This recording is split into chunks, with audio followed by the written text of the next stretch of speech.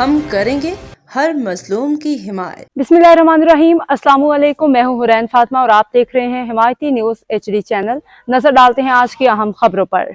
रोजनामा हिमायती news report Abid Hussain Afridi. अवामी appeal. हमारे इलाके सिंधी गोश road पपरी नस्ल फुटबॉल ग्राउंड कराची में गटर लाइन का मसला कई बरसों से संगीन सूरत-ए-हाल इख्तियार किए हुए है। मुतादिद बार मुतालिका अदारे बड़ी मशीनों के जरिए सिर्फ आरजी सफाई करते हैं, जिससे 1 या 2 दिन के लिए पानी की रवानी बेहतर हो जाती है, मगर इसके बाद गटर का गंदा पानी दोबारा सड़कों पर आ जाता है। इसके बायस अहले इलाका नमाजियों, तलबा, खवातीन, बच्चों और राहगीरों को शदीद मुश्किलात, बदबू और आलूदगी का सामना करना पड़ता है।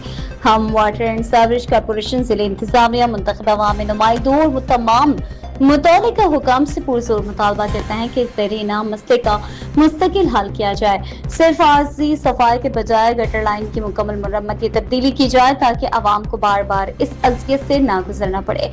खुसूसी गुजारिश, 20 सफर के जुलूस से अज़ा का मरकजी रास्ता भी इसी मकाम से गुजरता है।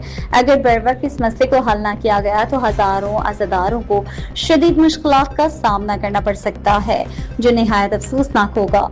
हम उम्मीद करते हैं कि मुतालिका इदारे फौरी नोटिस लेते हुए मुस्तकिल बुनियादों पर इस मसले को हल करेंगे और अहले इलाका को इस परेशानी से निजात दिलाएंगे।